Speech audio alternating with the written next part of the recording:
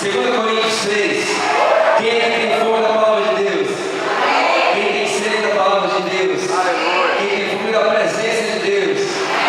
Amém, amados? Glórias a Deus. Às vezes a gente fala tanto assim, ó. Eu tenho fome da presença de Deus. Eu quero me relacionar mais com Deus. Eu quero me relacionar mais com Deus. Quem é que quer se relacionar mais com Deus?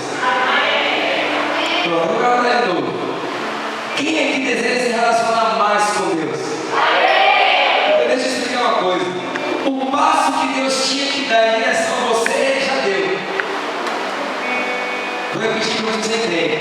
O passo que Deus tinha que dar em relação a você, Ele já deu, enviando Jesus. Você estava separado de Deus, você não podia se relacionar com Ele. A humanidade estava separada de Deus. E Deus envia o seu Filho em semelhança de carne pecaminosa para reconciliar com o Pai o mundo. Amém, amados?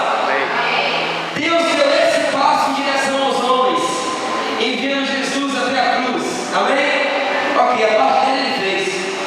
Deus está 24 horas do nosso dia, porque no dia dele, que é no tempo kairos, não existe limitação de horas. Deus está o tempo todo esperando agora o seu passo de se relacionar com Ele. Você consegue entender isso? Porque às vezes o que a gente diz tanto é: eu desejo me relacionar com Deus mais intimamente. E Deus está falando: ô bonitão, bonitona, só depende de tu. Só depende de você, minha parte eu fiz.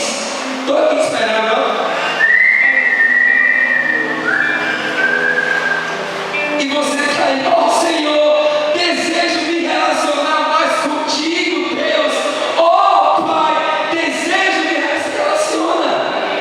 Foi tudo feito, amado. Ser divino não deve mais. Quem conhece aquele versículo que diz assim: e os vossos pecados fazem separação entre vós e Deus? Quem conhece? Só eles conhecem? Diga assim: antiga aliança. Diga aí, antiga aliança. Quem é a antiga aliança? Na nova diz assim: ó, nada mais pode nos separar do amor de Deus que está em Cristo Jesus. Nada pode separar você do amor de Cristo. Amém? E eu quero falar exatamente da troca de aliança, que graças a Deus nós vivemos. 2 Coríntios 2:3, a partir do versículo, 2 Coríntios 3, a partir do versículo 4. Quem achou? Quem achou? Vocês estão aqui mesmo, obrigado, domingo. Estão aqui, então. Mas vocês falam, se não falar, eu vou orar para que a voz venha. Que eu era gago e estou pregando. Então o mundo também que eu estou fazendo me falar.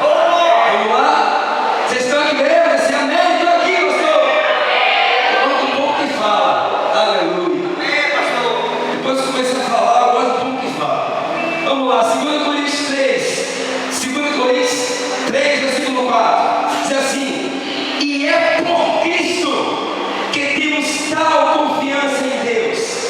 Não que sejamos capazes, por nós, de pensar coisa alguma como de nós mesmos, mas a nossa capacidade vem de Deus. Versículo 6: o qual também nos capacitou para sermos ministros do um que é lá. Fala bem alto. Fala bem alto. Fala mais alto. Fala gritando agora. Aleluia. Deus nos capacitou para ser ministros de quê? Turma? Fala gritando de novo. Turma? Aleluia. Não da letra, mas do Espírito. Porque a letra mata, mas o Espírito vivifica. Versículo 7. Ora, se o ministério da morte, gravado com letras em pedras, veio em glória. Pausa, abre parênteses. Quem sabe do que Paulo está falando? Pode falar aí bem alto. Opa! De que mesmo? Pronto, a lei de Moisés. Ora, se o ministério da morte, gravado com letras em pedra, veio em glória, de maneira que os filhos de Israel não podiam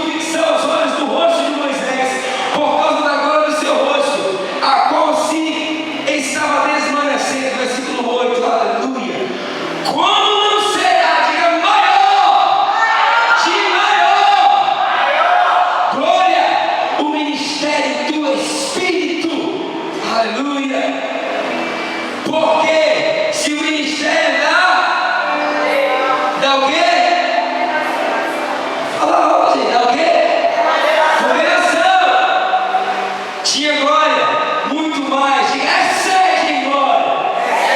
O ministério da justiça, pois na verdade o que foi feito glorioso não é comparável com a glória inexcedível, porque se aquilo que se desvanecia era glorioso, muito mais glorioso é o que permanece, tendo, pois, tal esperança, usamos de muita ousadia no falar. Senhor, eu quero ser como Moisés. Quer ser? Amém? Versículo 13, leia comigo. E não somos como quem? Como quem? E não somos como quem? E por que ele falou agora que ia ser igual a ele? Aleluia, Deus. Vamos chegando aí. Quem trazia um véu sobre o rosto para que os filhos de Israel não olhassem firmemente para o, diga, fim daquilo que era transitório, mas o entendimento lhes ficou endurecido, porque até o dia de hoje a leitura do velho pacto, da velha aliança, permanece o mesmo véu sobre o rosto deles, não lhes sendo revelado que, diga, em Cristo, o véu é retirado. Quem é que enxerga melhor? É quem está com o véu na cara ou quem está sem véu? Pois sem Moisés as pessoas tinham um véu no seu rosto. Em Cristo esse véu foi retirado. Amém? Aleluia. Versículo 15. Sim, até o dia de hoje. Por favor, leia comigo o versículo 15. Sim, vamos lá, vocês já. Sim, até o dia de hoje. Sempre que quem? Sempre que o quê? Quem? É o quê? Sempre que Moisés é lindo, tá assim na sua vida? Tá assim ou não tá, gente? Não tá, né? Tá? Ok. Sempre que Moisés é lindo, um véu está posto sobre o coração deles. Oh, papai, misericórdia, viu? Contudo, convertendo-se um deles, quem é esse que se citou lendo Moisés na igreja? Convertendo-se um deles ao Senhor, é tirado o véu. Ora, o Senhor é o Espírito, e onde está o Espírito do Senhor, aí há liberdade. Diga, mas todos nós, com o rosto descoberto, refletindo como um espelho a glória do Senhor, somos transformados de glória em glória na mesma imagem, como pelo Espírito do Senhor. Aleluia! Agora, declara assim. Fala assim, ó, uma palavra. Fale comigo, isso é uma palavra. Vinda da parte de Deus. Pode mudar, vai mudar, está mudando a minha vida e o meu ministério, hoje e para sempre. Declaração que eu comigo no Federei. Por que eu dei essa palavra, mas eu tenho pouquíssimo tempo? Porque eu preciso enfatizar aonde eu tenho ido, que eu tenho certeza que o maior problema dentro da igreja evangélica hoje não é o pecado e nem é o diabo. Porque as duas coisas, Jesus venceu na cruz do Calvário. O diabo foi despojado, exposto à vergonha. Jesus expôs o diabo ao desprezo, à vergonha da cruz do Calvário, triunfando sobre ele e todo o seu exército. O pecado foi colocado em Jesus e foi destruído no corpo de Jesus. Quem crê nisso? Aleluia. Só que tem uma coisa que foi finalizada e que infelizmente está dentro da igreja até hoje e nós não conseguimos entender onde isso vai parar. A Bíblia, ela foi escrita para 3 tipos de povos. Diga assim, judeus, gentios e a igreja. Você é judeu, gentil ou igreja? Quem é igreja nesse ano? Eu sou igreja. Eu sou igreja. Pronto. Você precisa aprender a discernir o que é que está escrito para você. Porque a lei de Moisés foi dada para os judeus, amados. Para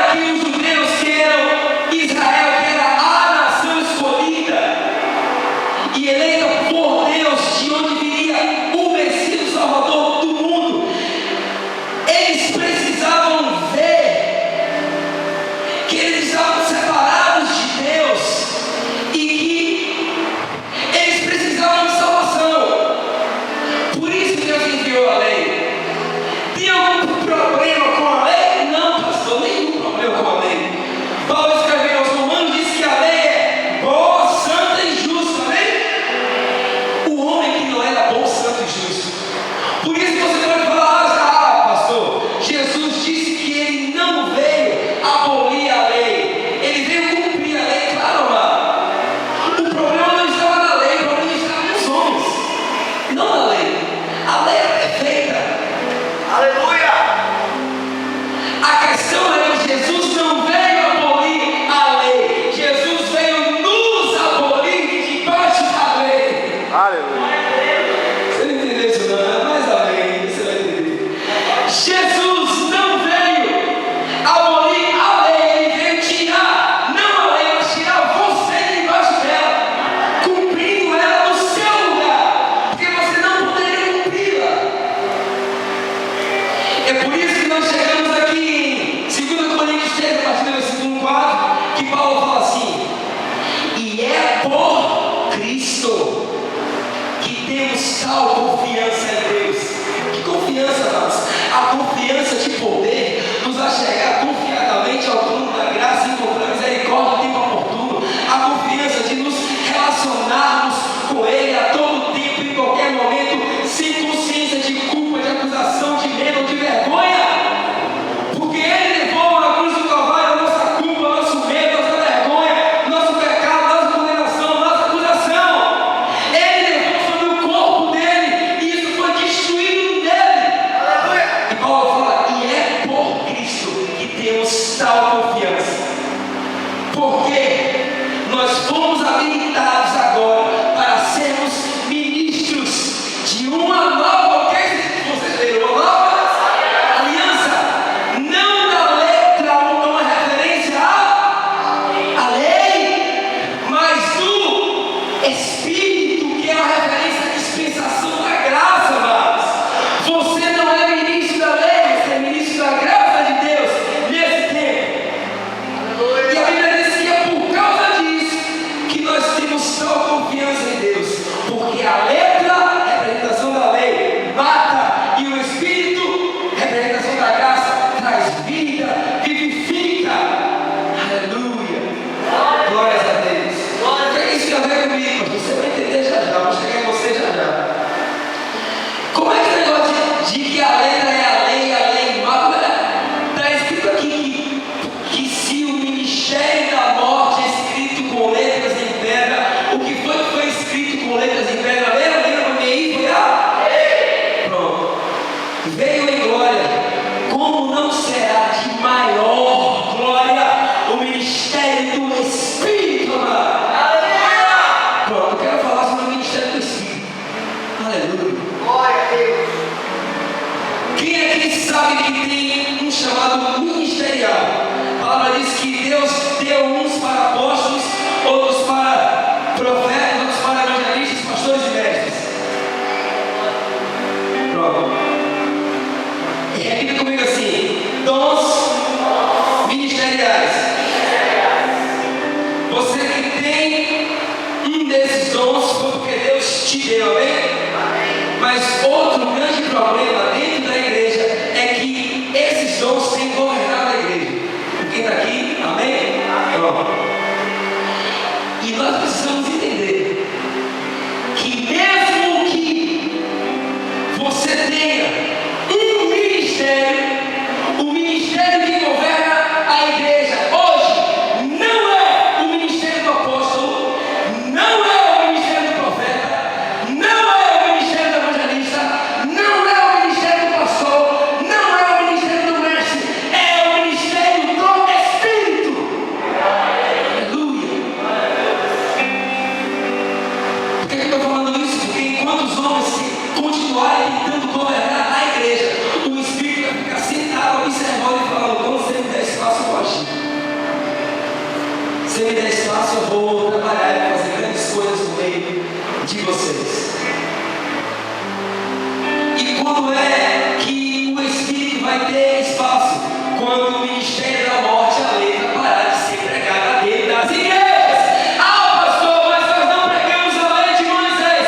Ok, não prega a lei de Moisés, mas todo tipo de lei traz condenação para o homem. Eu vou te falar por quê. 1 Coríntios 15, 56 diz assim: o aguilhão da morte é o pecado, e a força do pecado é a lei. Você abre aí, 1 Coríntios 15, 56. O aguilhão da morte é o pecado, e a força do pecado é a lei. Sempre que eu uso os cultos da igreja para falar leis para que a igreja obedeça, eu estou trazendo Moisés à vida. Sempre que eu uso o púlpito da igreja para dizer que Jesus obedeceu, porque ele obedeceu, eu sou abençoado, eu trago Jesus à vida. Está entendendo isso? Está meio de verdade.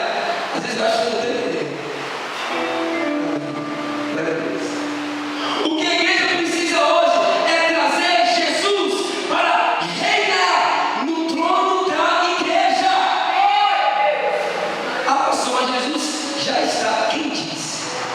Eu me lembro muito sempre de uma palavra escrita em Apocalipse 3:20 que nós, pregadores, sempre usamos para fazer apelo, em que Jesus ele fala assim: eis que estou à porta e bato. Quem já ouviu essa palavra? Se alguém ouvir a minha voz, eis que entrarei, cearei contigo. É isso, não é? Agora a gente nunca prestou atenção que Jesus não está falando isso a uma pessoa. Para a gente pegar esse versículo e fazer apelo, irmão, Jesus, ó, aí ainda bate o microfone, não? Está a porta e bate, vaso. Se você abrir a porta do seu coração, ele vai entrar. Isso é para ser pregado, é para quem está na cúpula. Sabe por quê? Porque isso é uma carta, não a uma pessoa, é uma carta a uma igreja. Carta de Jesus ao anjo da igreja em Laodiceia. Isso é uma carta a uma igreja. Peraí, é uma carta a uma igreja? É. Se é uma carta a uma igreja, e Jesus está falando que está batendo na porta, ele está dentro ou está fora? Está o quê? Não. Eu vou te falar por que eu estou falando isso. Porque as 7 igrejas do Apocalipse, eu sei que tem alguns teólogos que concordam com isso, outros que discordam disso, mas eu tenho concordado com isso. Que as 7 igrejas do Apocalipse são tipificações de 7 eras da igreja. E Laodiceia é exatamente a última. Se Laodiceia é exatamente a última, nós estamos vivendo a última dispensação, o último momento da igreja na terra. Aleluia. E se for esse é o momento em que Jesus está exatamente fora dela. Vocês se botaram para fora. Quem está reinando agora são os seus desejos. Quem está reinando agora na igreja são os seus sonhos. Quem está reinando agora na igreja são as suas campanhas. Quem está reinando agora na minha igreja são os nossos apóstolos. Quem está reinando na igreja são os pastores, os mestres, os evangelistas, os profetas. Eu quero voltar a reinar na minha igreja. Eu quero voltar a reinar contigo, noiva minha. Esse é um convite desesperado de um noivo que não quer perder a sua noiva. Você consegue entender isso? E como é que Cristo foi posto para fora da igreja? Eu vou te falar, com a pregação da lei, simplesmente por isso. E Deus está levantando nesse tempo, e eu quero encorajar você que está aqui. Seja um pregador da graça de Deus. Mas eu vou pegar essa igreja e o povo vai entender que pode pecar. Para com isso. A graça te faz livre, não irresponsável. A graça de Deus te faz livre, não irresponsável. E eu nem preciso pregar sobre isso, porque eu sei o poder que a graça tem. Eu nem preciso ter preocupação quando eu prego sobre a graça de Deus. Se o povo vai pecar mais, se vai pecar menos, porque isso é uma coisa, mano. O povo já peca sem precisar de autorização para pecar ou não. Então eu não vou deixar de pegar a graça de Deus porque alguém vai entender errado, vai pecar mais, vai pecar menos. Ou será que tem alguém aqui que não peca? Por favor, levante as suas asas e saia voando nesse livro tempo.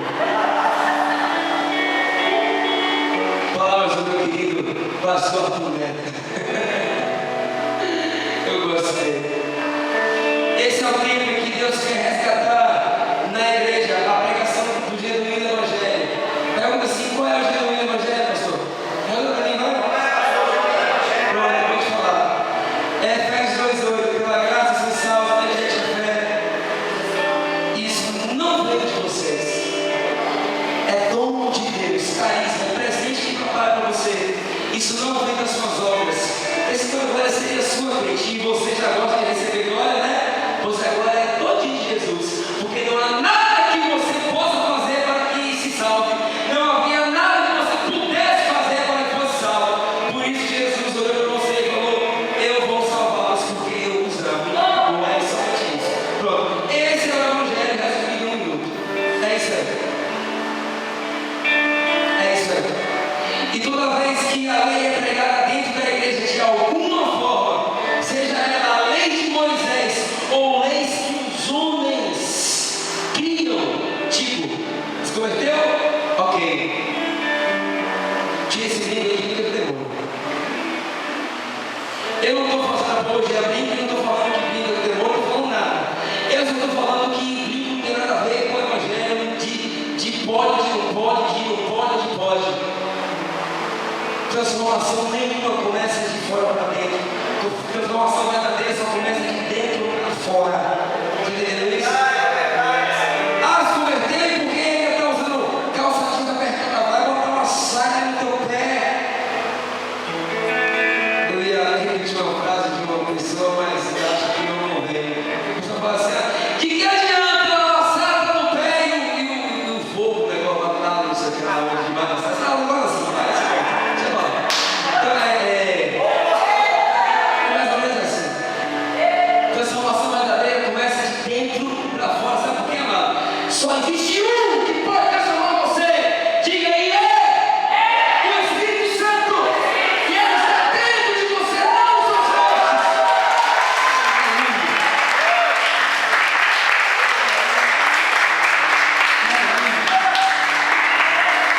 E onde há o Espírito de Deus, aí há o quê?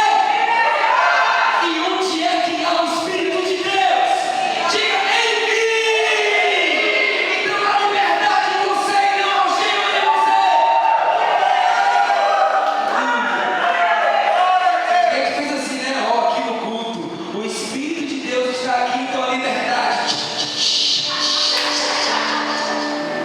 Nada contra também, não, porque eu sou regado mesmo às vezes. Mas a liberdade de onde está o Espírito de Deus, o lugar, a habitação de Deus é você. Você é morada dele.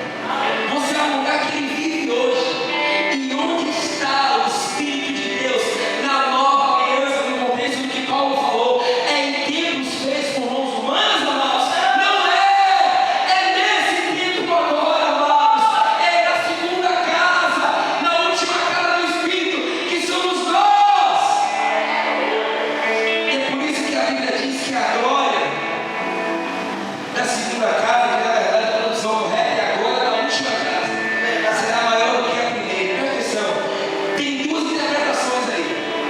Uma é colocando Adão como a primeira casa e Jesus, que é o segundo Adão, como a última casa. E a outra contextualização